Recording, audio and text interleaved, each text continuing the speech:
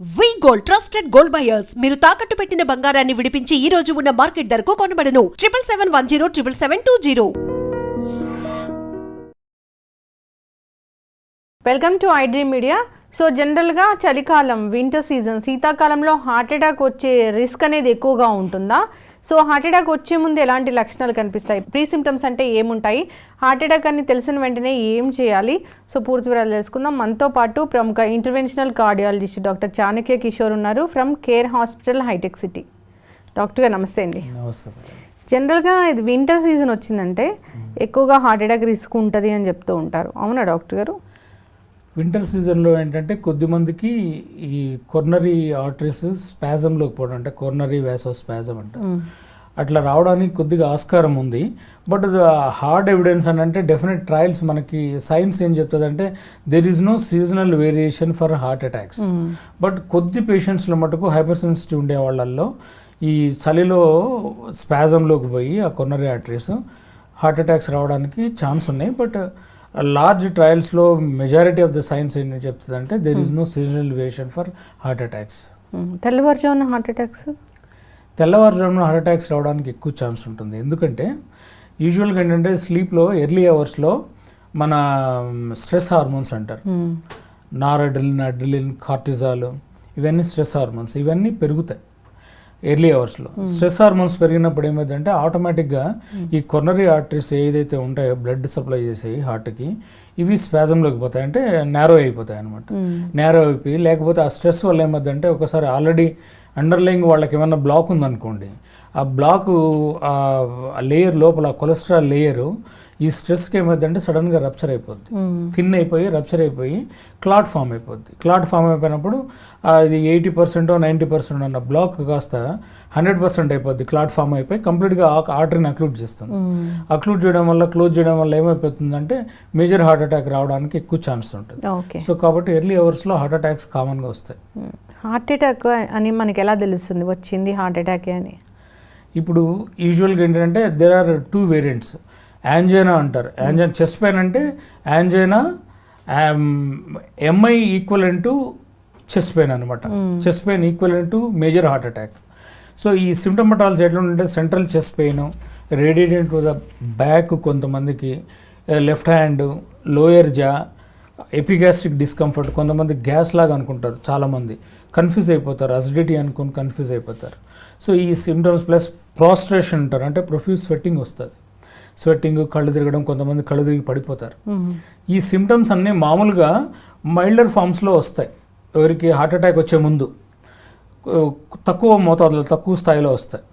Major heart attack వచ్చినప్పుడు పెద్దగా heart attack, artery కంప్లీట్గా సడన్గా బ్లాక్ అయిపోతే 100% మేజర్ హార్ట్ అటాక్ రావడానికి ఛాన్స్ ఉంటుంది. ఈ సిమ్టమ్స్ అన్నీ ఒక్కసారిగా పెద్దగా అయిపోతాయి, అన్బేరబుల్ పెయిన్ వచ్చేస్తుంది. వాళ్ళకి ఏంటంటే central chest pain, heaviness, squeezing pain, కొంతమందికి స్టాబింగ్ పెయిన్ అంటారు, అంటే కత్తితో పొడిచినట్టు అనిపిస్తుంది అనమాట వాళ్ళకి.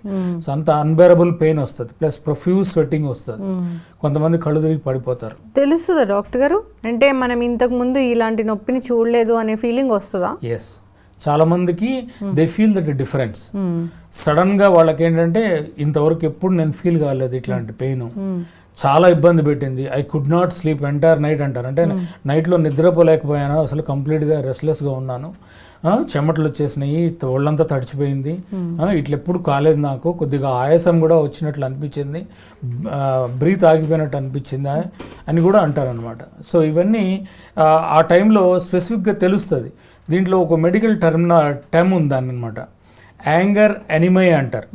యాంగర్ ఎనిమై అంటే వాళ్ళకి ఫియర్ ఆఫ్ ఇంపెండింగ్ డూమ్, అంటే ఏదో నాకు సడన్గా నేను కొలాప్స్ అయిపోతాను, ఏదో నాకు అబ్నార్మల్గా జరిగిపోతుంది, నేను చనిపోతానేమో అన్నట్లు ఫీల్ వాళ్ళకి సిక్స్త్ సెన్స్ చెప్తుంది అనమాట.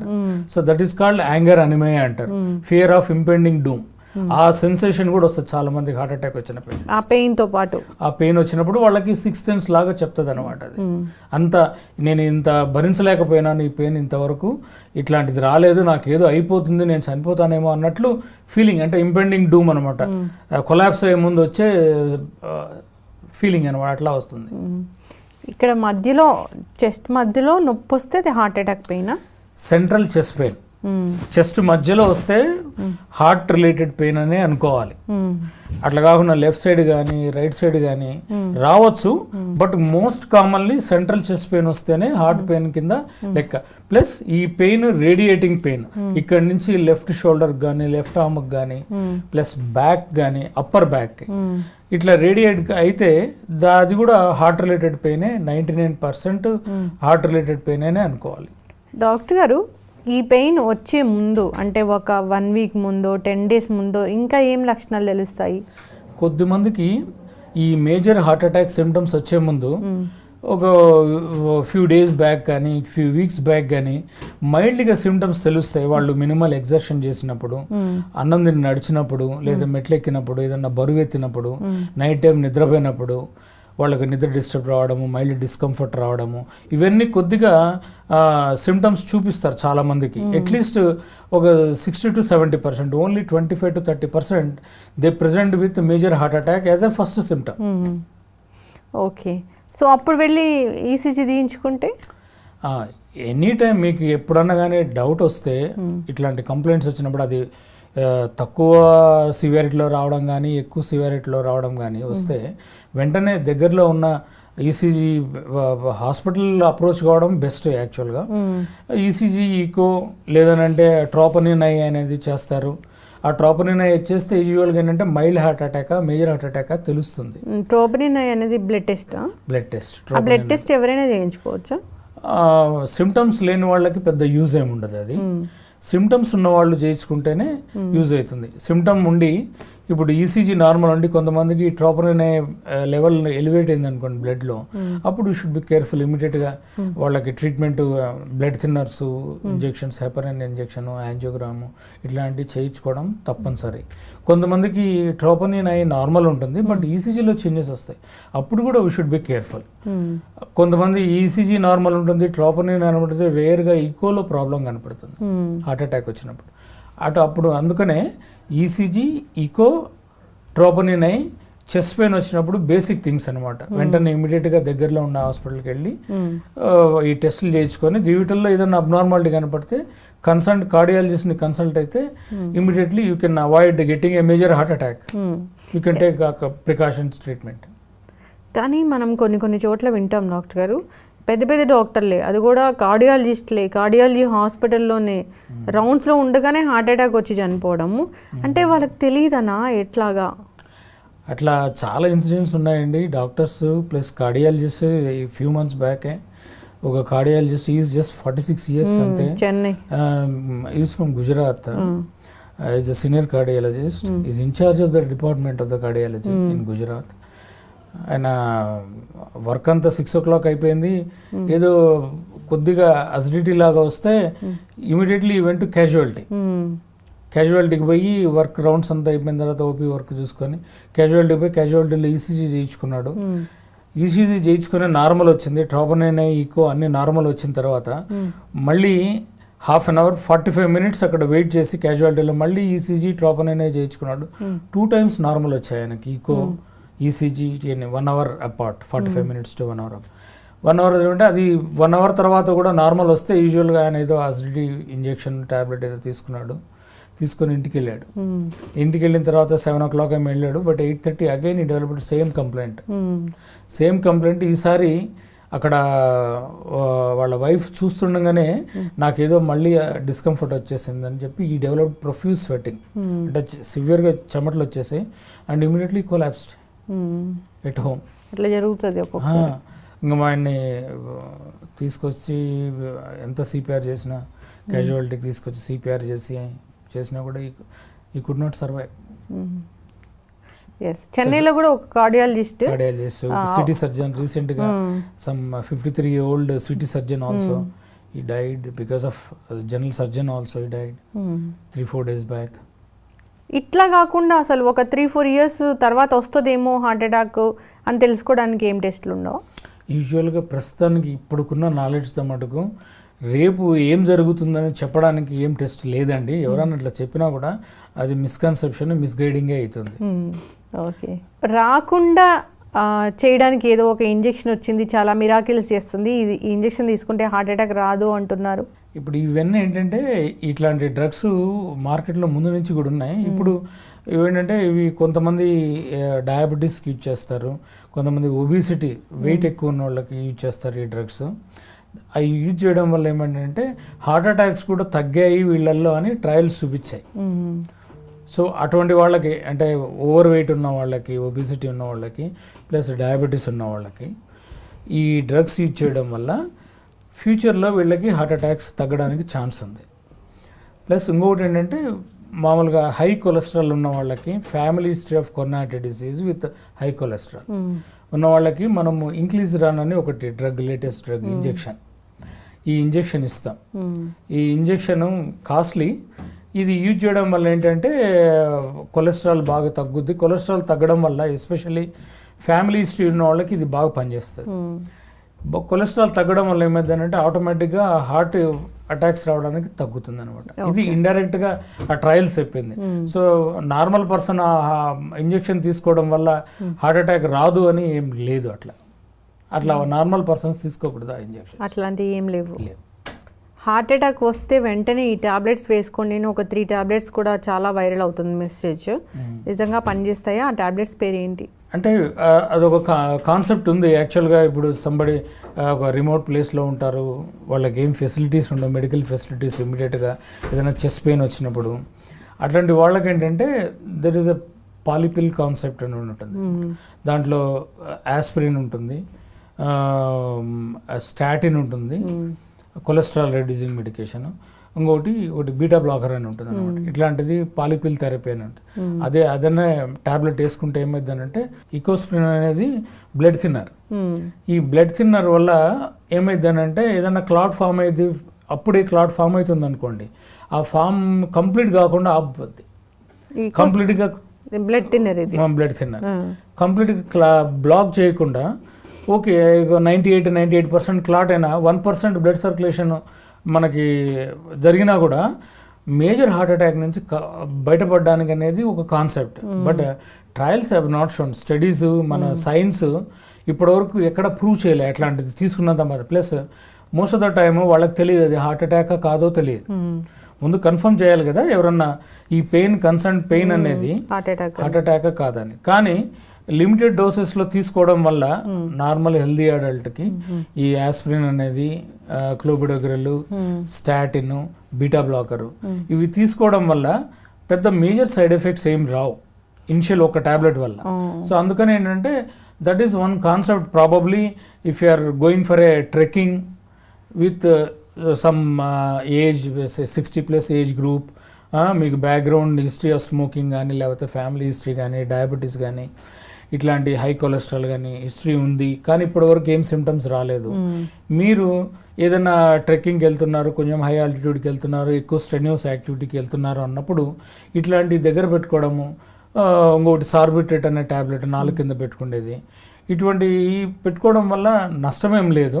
బట్ ఏదన్నా మెడికల్ పర్సన్ చూసి ఇది హార్ట్ రిలేటెడ్ పెయినే, ఇవి తీసుకుంటే మంచిదని ఇస్తే దానివల్ల definitely there is aspirin Covid తర్వాత మాకు చాలా తెలిసిపోయింది అదొక బ్లడ్ థిన్నర్ అని. జనరల్ గా కూడా హార్ట్ అటాక్ వస్తుంది, వ్యాక్సిన్ తీసుకుంటే కూడా హార్ట్ అటాక్ వస్తుంది, ఆ బ్లాక్స్ వస్తాయి అని అంటున్న నేపథ్యంలో చాలా మంది డాక్టర్ ప్రిస్క్రైబ్ చేయకుండా కూడా వాడుతూ ఉన్నారు. ఎక్కువ కాలం వాడితే ఏం జరుగుతుంది ఇలాంటి బ్లడ్ థిన్నర్స్? అసలు ఎవిడెన్స్ ఏం లేదండి. కోవిడ్లో కూడా ఫస్ట్ టూ మంత్స్ యాక్టివ్ ఫేజ్లోనే ఈ క్లాటింగ్ టెండెన్సీ అనమాట. కొంతమందికి బ్రెయిన్ స్ట్రోక్స్ వస్తాయి, కొంతమందికి లంగ్స్లో క్లాట్స్ ఫామ్ అవుతాయి, బ్రెయిన్లో క్లాట్ ఫామ్ అయింది, హార్ట్లో కూడా క్లాట్ ఫామ్ కావడానికి ఛాన్స్ ఉంటుంది. బట్ ఇదంతా హైపర్ కోయాగులబుల్ స్టేట్ అంటారు బికాస్ ఆఫ్ కోవిడ్ ఇన్ఫెక్షన్. ఈ హైపర్ కోయాగులబుల్ స్టేట్ ఉన్నప్పుడు బ్లడ్ థిన్నర్స్ ఇస్తాం, బట్ దానికి ఒక బ్లడ్ టెస్ట్ చేయాలి మనం. డైమర్ అనే టెస్ట్ చేస్తాము, ట్రోపనిన్ అనే టెస్ట్ చేస్తాం. ఈ రెండు చేసి ఇవిగిన ఎక్కువ వచ్చిన వాళ్ళకి బ్లడ్ థిన్నర్స్ ఇస్తాం, యాంటీకోయాగులెంట్స్ అంటారు. ఇది కూడా ఈ హార్ట్ అటాక్స్ కానీ, బ్రెయిన్ స్ట్రోక్స్ కానీ ఫస్ట్ 2 months యాక్టివ్ ఫేజ్లోనే వస్తాయి. వన్స్ రికవర్ అయిన తర్వాత రావు. బట్ కొంతమందికి ఏంటంటే లాంగ్ కోవిడ్ అంటారు, మోర్ దాన్ 6 వీక్స్ అట్లా వచ్చిన వాళ్ళకి కంటిన్యూస్గా వాళ్ళు కొద్ది గొప్ప డిస్కంఫర్ట్, ఆయాసము, బ్రెత్లెస్నెస్, ఫెటిగబిలిటీ ఇవన్నీ చాలా రోజులు కంటిన్యూ అవుతాయి. అటువంటి వాళ్ళల్లో రావడానికి కూడా ఛాన్స్ ఉంది. సో అటువంటి వాళ్ళలో మళ్ళీ మనం డైమర్ అనేది, ట్రోపోనిన్ అని టెస్ట్ చేస్తుంటాం అనమాట. డైమర్ ఇప్పుడు కన్సిడర్ చేస్తామా మనం? డైమర్ ఎస్పెషల్లీ కోవిడ్ వచ్చినప్పుడు ఖచ్చితంగా చేయాలి. ఇప్పుడు కూడా హార్ట్ అటాక్కి అది మనం హార్ట్ అటాక్లో అది ఏంటంటే డైమర్ అనేది ఎప్పుడు ఎలివేట్ అవుతుందంటే హార్ట్ అటాక్ కోసం చెక్ కాదు మనం చేసేది. లంగ్స్లో క్లాట్స్ ఫామ్ అయినాయా లేదా, లెగ్స్లో క్లాట్స్ ఫామ్ అయినాయా లేదా అని తెలుసుకోవడం కోసం డైమర్ చేస్తాం. అది డైమర్ పెరిగిందని అంటే మామూలు కూడా నార్మల్ కూడా ఫాల్స్ పాజిటివ్స్ అంటారు. అంటే ఎస్పెషల్లీ ఎప్పుడు కూర్చునే ఉండే వాళ్ళకి, స్మోకర్స్కి, ఎల్డర్లీ పీపుల్కి, ఒబిసిటీ అంటే చాలా ఎక్కువ ఊబకాయం ఉండే వాళ్ళకి, వీళ్ళల్లో డైమర్ పెరుగుద్ది కొలెస్ట్రాల్ ఎక్కువ ఉన్న వాళ్ళలో. కానీ సిమ్టమ్ ఉన్న వాళ్ళకి, ఆయాసం ఉన్న వాళ్ళకి ఈ డైమర్ పెరిగితే మనము ఫస్ట్ ఏంటంటే లంగ్స్లో క్లాట్స్ రూల్ అవుట్ చేయాలి. దాన్ని పల్మర్ ఎంబోలిజం అంటారు. ఈ డైమర్ వస్తే మనము వెంటనే సిటీ పల్మర్ యాంజియోగ్రాము, ఈ లెగ్స్లో క్లాట్స్ ఉన్నాయా లేదా అని చూడడం కోసము వీనస్ డాప్లర్ అని చేస్తాం. లెగ్ వీనస్ డాప్లర్ అనేది చేసి అవి రూల్ అవుట్ చేసి వాటిలో క్లాట్స్ ఉన్నాయని కన్ఫర్మ్ అయితే మనము బ్లడ్ థిన్నర్స్ దాంట్లో ఇనిషియల్గా అయితే ఇంజెక్షన్స్ ఇస్తాము, క్లాట్ బస్టర్స్ అని. అవి అయిపోయిన తర్వాత, యాక్టివ్ ఫేజ్ అయిపోయిన తర్వాత ఓరల్ బ్లడ్ థిన్నర్స్ ఇస్తాం. అవి ఇకోస్ప్రిన్ కాదు, అవి ఓరల్ యాంటీకోయాగులెంట్స్ అంటారు. ఇకోస్ప్రిన్ అనేది యాంటీప్లేట్లెట్స్. ఇకోస్ప్రిన్, క్లోబిడోగ్రిల్ అనేది, ఇంకా టికాగ్రాల్, ప్రసోగ్రిల్ అనేవి యాంటీప్లేట్లెట్స్ అనేవి. ఇవి హార్ట్ అటాక్ పేషెంట్స్కి ఇస్తాం మనం. లంగ్లో క్లాట్స్ ఫామ్ అయిన వాళ్ళకి ఇవ్వం. వాళ్ళకి ఏంటంటే క్లాట్ బస్టర్స్ ఇస్తాం, క్లాట్ థిన్నర్స్, యాంటీకోయాగులెంట్స్ ఇస్తాం, టాబ్లెట్స్. అలా ఈ లంగ్లో క్లాట్ ఫామ్ అవ్వడం అనేది అది చాలా డేంజర్ సిచ్యువేషన్ అంట కదా డాక్టర్ గారు? చనిపోవడమేనంట కదా అది? అంటే దాంట్లో కూడా అక్యూట్ పల్మరీ ఎంబోలిజం అంటే సడన్గా వచ్చేస్తుంది అనమాట. అక్యూట్ పల్మరిజంలో కూడా మ్యాసివ్, సబ్ మ్యాసివ్ అని ఉంటుంది. అంటే మనకి హార్ట్ 2 లంగ్స్ ఉంటాయి కదా, మనకి హార్ట్ నుంచి 2 రక్తనాళాలు 2 లంగ్స్కి సప్లై చేస్తాయి.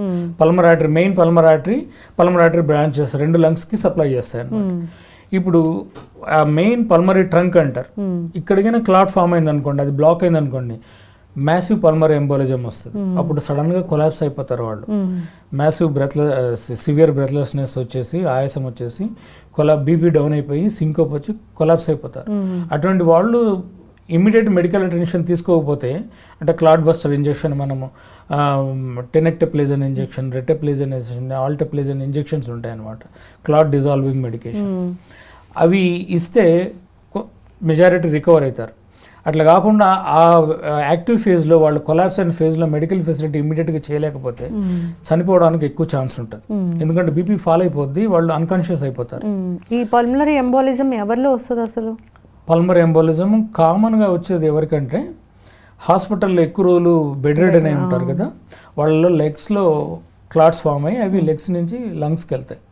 లంగ్స్కి వెళ్ళి లంగ్స్లో బ్లాక్ క్రియేట్ చేసి దానివల్ల ఆయాసం వస్తుంది. ఒక్కోసారి అది మేజర్గా బ్రాంచెస్ కాకుండా ప్రాక్సిమల్గా అంటే ట్రంక్కి వస్తే సడన్గా కొలాప్స్ అయిపోతారు. అట్లా కూడా పెరిఫెరల్ పల్మరీ ఎంబోలిజం అంటారు. అంటే బ్రాంచెస్లో కన్నా క్లాట్స్ ఫామ్ అయితే they survive, they maintain blood pressure, సడన్గా కొలాప్స్ కారు, హార్ట్ ఫంక్షన్ నార్మల్గానే ప్రిజర్వ్ అయితే అట్లాంటి వాళ్ళకి హెపరిన్ అనే ఇంజెక్షన్ ఇస్తే వాళ్ళు రికవర్ అవుతారు.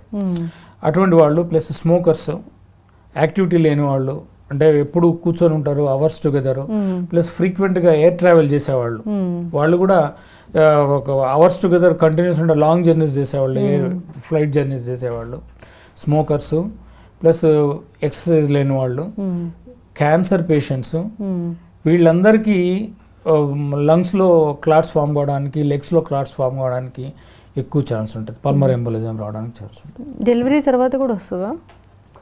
యా, యామ్నియోటిక్ పల్మరీ ఎంబోలిజం అంటారు దాన్ని.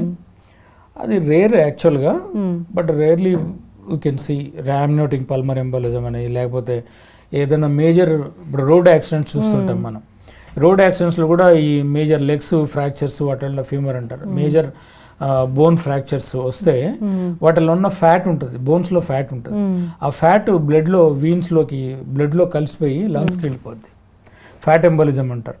ఫ్యాట్ ఎంబోలిజం కూడా dangerous. Air embolism, fat embolism వచ్చి చాలామంది చనిపోతారు. ఇది రాకుండా ఉండాలంటే హెల్తీ లైఫ్ స్టైల్ మెయింటైన్ చేయాలి. Exactly. Ideal body weight, regular exercise, avoid taking junk food and stay away from smoking and excessive fatty food. Non-vegetarian food also is harmful on long term, especially saturated fat, meat అవన్నీ avoid చేయాలి. Doctor గారు వచ్చింది heart attack అని తెలిసింది అంటే మొన్న రీసెంట్గా ఒక వీడియో చూశాను డాక్టర్ గారు, అందరినీ బాధ కలిగించింది అసలు. అంటే హార్ట్ అటాక్ వచ్చింది ఒక పేషెంట్కి అక్కడ బెంగళూరులో, ఏదో ఒక చిన్న హాస్పిటల్ తీసుకెళ్లారు, హాస్పిటల్ కూడా కాదు, అదో చిన్న క్లినిక్ లాంటి దానికి. వాళ్ళు ఈసీజీ తీసి హార్ట్ అటాక్ అన్నారు. నెక్స్ట్ దగ్గర వెళ్ళాలంటే అంటే హార్ట్ అటాక్ వచ్చిన పేషెంట్ని జనరల్గా కూడా వాళ్ళకు ఒక మనము వాళ్ళని పంపించడానికి సరైన ఏర్పాట్లు చేసి పంపించాలి కదా డాక్టర్ గారు. ఆ వైఫ్ తీసుకెళ్ళడానికి చాలా కష్టాలు పడి మళ్ళీ అదే పేషెంట్ డ్రైవ్ చేసుకుంటూ వెళ్ళి మధ్యలో కింద పడిపోయి హెల్ప్ కోసం చూసి అదంతా మనం చూసాము. నాకు చాలా బాధేసింది. అంటే జనరల్గా కూడా అది చాలా వైరల్ అయింది. హార్ట్ అటాక్ వచ్చింది అన్న పేషెంట్ని అసలు ఎట్లా మనము వాళ్ళు పంపించాలి? అంటే ఇదంటే ఏంటంటే ఇప్పుడు చెస్ట్ పెయిన్ వచ్చిన వాళ్ళు వెంటనే దగ్గరలో హాస్పిటల్కి వెళ్ళి ఈసీజీ తీయించుకోవాలి. ఈసీజీలో వాళ్ళు హార్ట్ అటాక్ వచ్చిందని అంటే అక్కడికి క్వాలిఫైడ్ ఎవరన్నా పీపుల్ ఉన్నారంటే ఇఫ్ దే ఆర్ వెరీ కాన్ఫిడెంట్గా వాళ్ళు హార్ట్ అటాక్ అని డయాగ్నోస్ చేస్తే మనకి క్లాట్ బస్టర్స్ అంటే క్లాట్ డిజాల్వింగ్ ఇంజెక్షన్స్ అవి ఇప్పుడు ఏంటి అది ఏమి ఇంతకుముందు అంటే డ్రిప్లో పెట్టి సలైన్లో డ్రిప్ పెట్టి 45 minutes 1 hour ఇచ్చేవాళ్ళు. ఇప్పుడు అట్లా కాదు, ఇప్పుడు జస్ట్ స్ట్రైట్గా ఇచ్చేయడం అంతే, జస్ట్ ఫ్యూ సెకండ్స్లో ఇంజెక్షన్ వెళ్ళిపోద్ది, టెనెక్టోప్లేజిన్ ఇంజెక్షన్. సో అది కానీ ఇమీడియట్గా ఇస్తే, ఎందుకంటే హార్ట్ అటాక్ వచ్చిన తర్వాత ఎవ్రీ మినిట్ కౌంట్స్ అనమాట. First few hours golden hours, 2 to 3 hours. ఈ 2 to 3 hours మనము ఈ ఇంజెక్షన్ ఇవ్వగలిగామంటే మెజారిటీ రికవర్ అవుతారు. ఎందుకంటే ఆ క్లాట్ సాఫ్ట్గా ఉంటుంది ఫస్ట్ ఇనిషియల్ ఫ్యూ అవర్స్లో. వెంటనే ఈ ఇంజెక్షన్ క్లాట్ బస్టర్కి ఇంజెక్షన్కి ఈ థ్రాంబోలైటిక్స్ అంటారు వాటిని, థ్రాంబోలైటిక్ థెరపీ. ఈ ఇంజెక్షన్ ఇస్తే ఆ క్లాట్ డిజాల్వ్ అయ్యి బ్లడ్ సర్క్యులేషన్ మెయింటైన్ అయింది అనుకోండి, అప్పుడు సర్వైవ్ అవ్వడానికి ఛాన్స్ ఎక్కువ ఉంటాయి. ఇమ్మీడియట్గా వాళ్ళు మేజర్ సెంటర్కి, ఏదైనా క్యాత్ ల్యాబ్ ఉన్న centre where there is 24/7 cath lab services, cardiac services ఉన్న దగ్గరికి వెళ్తే వాళ్ళు యాంజియోగ్రామ్ చేసి ఏదైనా బ్లాక్ ఉంటే దాన్ని రిలీవ్ చేసి. ట్రాన్స్పోర్టేషన్ ప్రాబ్లం అయింది, మినిమం అది కూడా మెయింటైన్ చేయాలి. ట్రాన్స్పోర్ట్ ఏంటంటే ఇంకోటి most of the European countries వాళ్ళకి ఏంటంటే ఈ అంబులెన్స్లోనే వాళ్ళు they are trained to diagnose acute heart attack.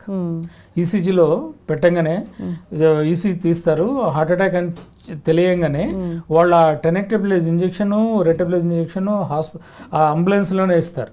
Plus కొంతమందికి ఈ ఫస్ట్ ఫ్యూ అవర్స్లో, ఎస్పెషల్లీ 1 hourలో నేను చెప్పాను కదా కళ్ళు తిరిగి పడిపోతారని, గుండె వేగం కొట్టుకొని సడన్గా హార్ట్ స్టాప్ అయిపోద్ది. ఆ వేగం కొట్టుకునే దాన్ని కూడా వాళ్ళు ఆ మానిటర్కి కనెక్ట్ చేస్తారు, డిఫిబ్రిలేటర్కి కనెక్ట్ చేసి ఉంటుంది. ఎప్పుడన్నా ద మూమెంట్ వాళ్ళు ఆ డిటెక్ట్ చేయగానే హార్ట్ వేగంగా కొట్టుకుంటుందని మెలిగ్నెంట్ అరిథమియాస్ అంటారు. కార్డియాక్ అరెస్ట్ వచ్చే ముందు వస్తుంది, వెంటనే వాళ్ళు షాక్ కూడా ఇచ్చేస్తారు. డిఫిబ్రిలేటర్ ఎక్కడ డిఫిబ్రిలేటర్స్ పబ్లిక్ ప్లేసెస్లో పెట్టాలని ఎంత అవేర్నెస్ క్రియేట్ చేసినా మనకి ఎక్కడ కనపడట్లేదు. మాస్ గ్యాదరింగ్స్ ఎక్కువగా అయ్యే మాల్స్ ఇలాంటి వాటిలో కూడా ఎక్కడ కనపడట్లేదు డాక్టర్ గారు ఇండియాలో అయితే. అవును, ఆ అవేర్నెస్ తక్కువ ఉంది. యాక్చువల్గా people who are trained in CPR అంటే కార్డియోపల్మరీ బైపాస్, అంటే ఎవరైనా అన్కాన్షియస్ అయిపోయి వెంటనే పడిపోగానే వాళ్ళు ఏం చేయాలంటే యూజువల్గా ఈ నెక్ పల్స్ చూస్తారు. నెక్ పల్స్ చూసి ముందు తట్టి చూడాలి. తట్టిన తర్వాత ఇమ్మీడియట్గా కాన్షియస్గా రాకపోతే దే స్టార్ట్ సిపిఆర్. అక్కడ పక్కనే డిఫిబ్రిలేట్ ఉంటే డిఫిబ్రిలేట్ ఇస్తారు. సిపిఆర్కి రెస్పాండ్ కాకపోతే ఫ్యూ మినిట్స్ సిపిఆర్ ఇచ్చేయచ్చు, బ్లైండ్కి ఇవ్వచ్చు, దెర్ ఇస్ నో డౌట్. అక్కడే డెఫినెట్ ఇండికేషన్ ఉండాలని ఏం లేదు. అన్కాన్షియస్గా ఉండి మోర్ దెన్ ఫ్యూ మినిట్స్ మనం ట్రై చేసినా కూడా, సిపిఆర్ చేసినా కూడా కాన్షియస్గా రాలేదని అంటే మనం అది డిఫిబ్రిలేట్ షాక్ ఇస్తే, కొంతమంది మెజారిటీకి ఏంటంటే ఈ హార్ట్ అటాక్ వచ్చినప్పుడు వాళ్ళకి బీపీ ఫాల్ అయిపోద్ది. ఆ అరిథమియా వచ్చినప్పుడు బీపీ ఫాల్ అయిపోతే అన్కాన్షియస్ అయిపోతారు. మనం షాక్ ఇస్తే ఏమవుతుందంటే ఇమ్మీడియట్గా ఆ షాక్ నుంచి హార్ట్ మళ్ళీ రియాక్టివేట్ అయింది, అప్పుడు సర్వైవ్ కావడానికి ఛాన్స్ ఎక్కువ ఉంటాయి. ఇన్నేళ్ళ ఎక్స్పీరియన్స్లో అలాంటి కేసు ఏమైనా చేస్తారా డాక్టర్ గారు? లాస్ట్ టైంలో వచ్చారు మనం బ్రతికించాము అనేది. యా, హాస్పిటల్కి వచ్చిన పేషెంట్స్ని several times we made them to survive.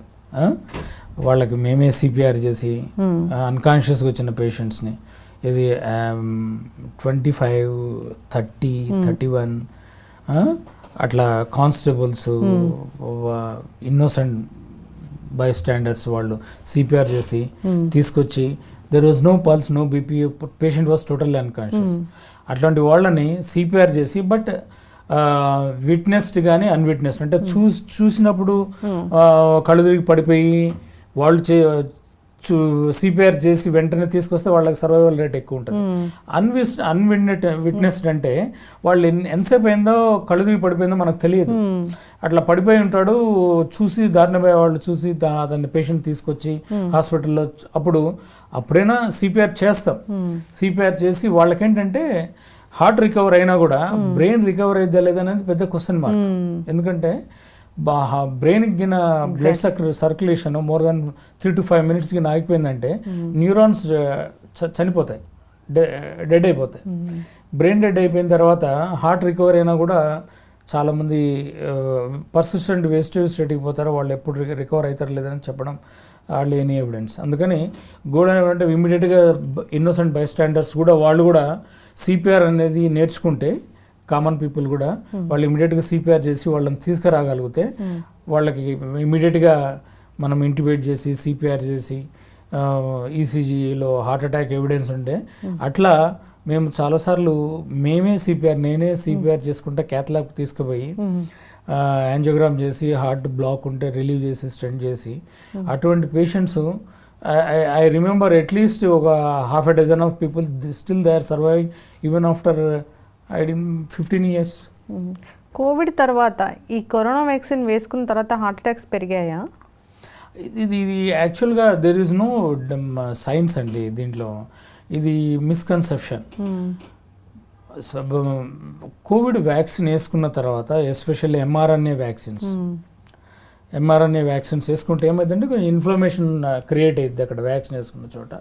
కొద్ది మందిలో హార్ట్ బీట్ పెరగడానికి ఛాన్స్ ఉంటుంది, కొద్ది మందిలో మయోకార్డైటిస్ అనేది హార్ట్ కొద్దిగా వీక్ కావడానికి ఛాన్స్ ఉంటుంది.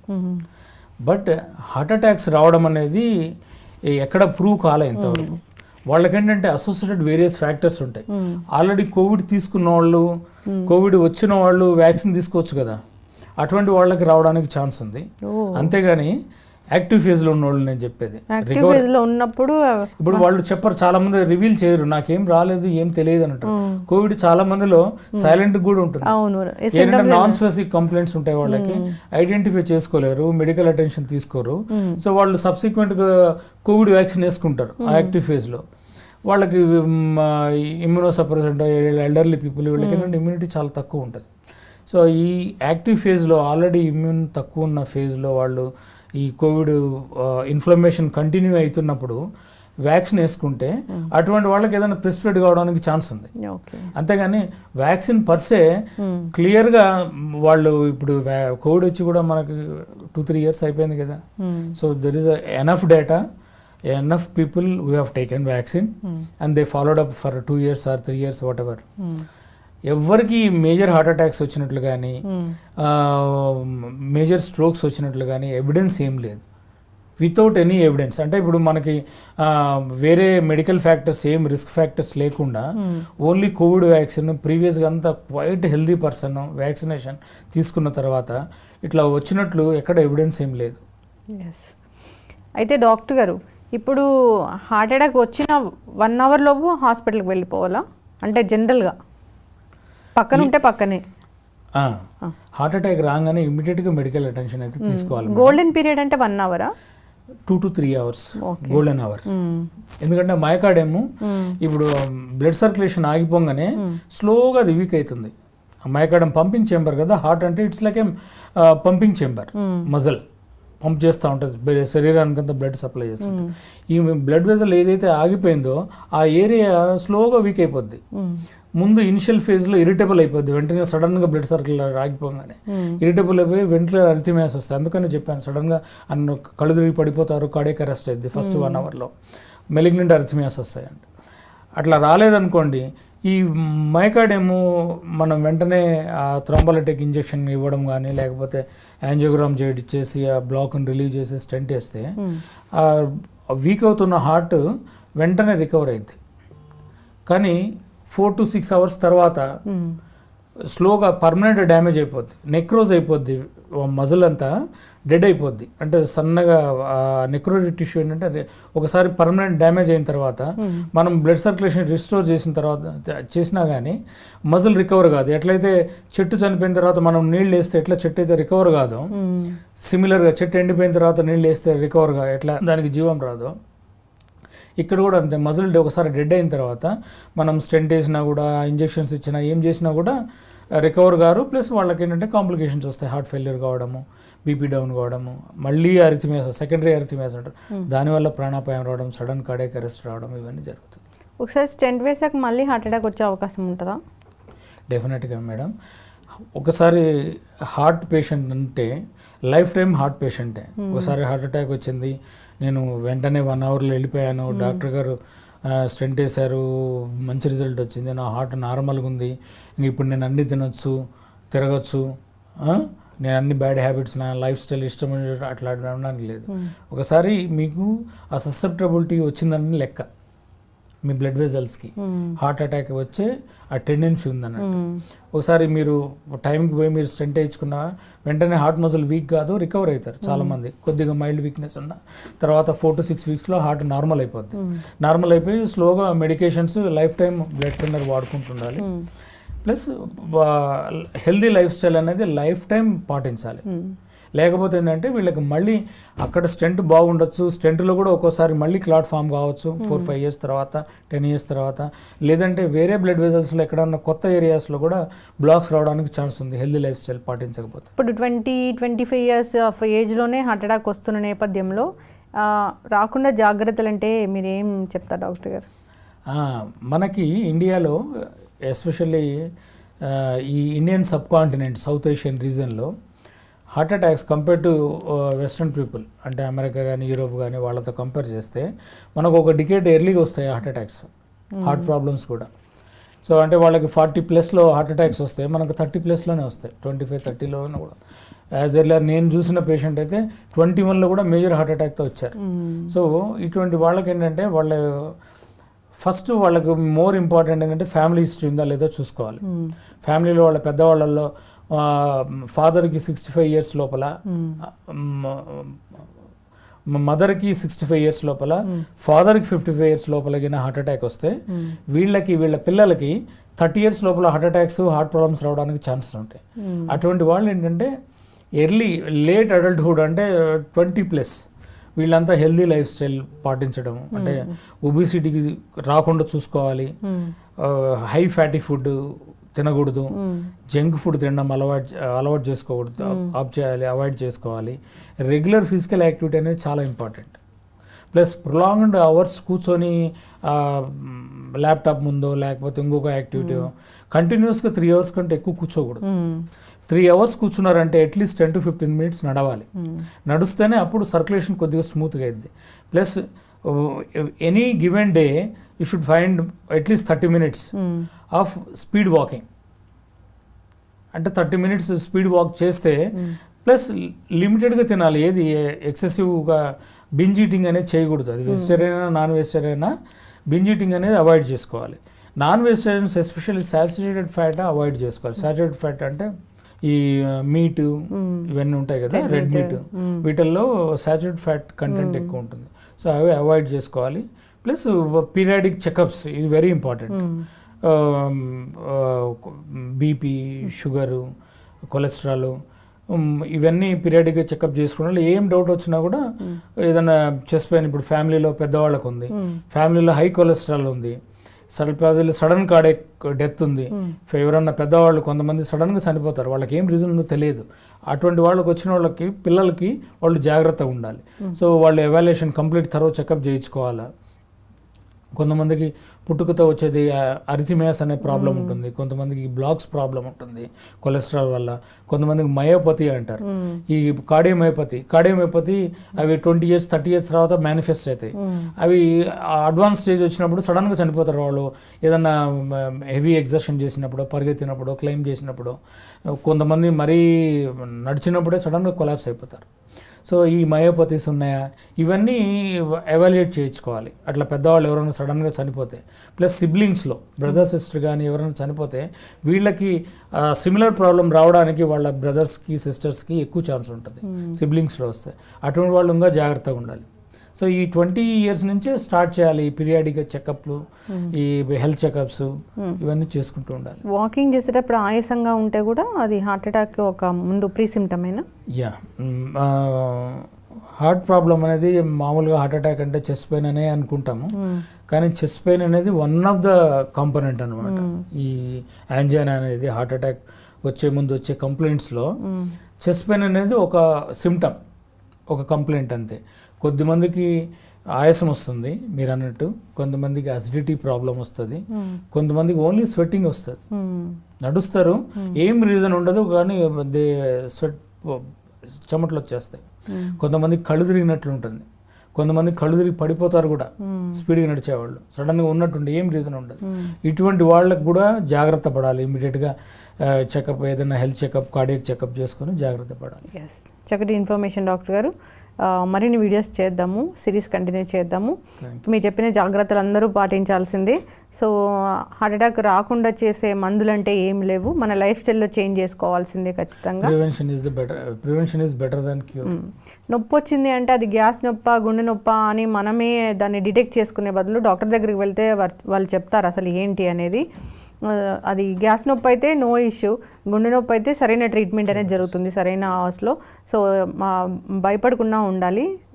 మీరు చెప్పినట్లుగా ట్యాబ్లెట్స్ అనేవి పెట్టుకోవచ్చు దగ్గర, చెప్పలేము అది హార్ట్ అటాక్ అయితేనే తీసుకోవాలి, దానికన్నా ముందు డాక్టర్ని సంప్రదిస్తే మంచిది. చక్కటి ఇన్ఫర్మేషన్ అండి, ఫాలో అవ్వాలని కోరుకున్నాం. ధన్యవాదాలు.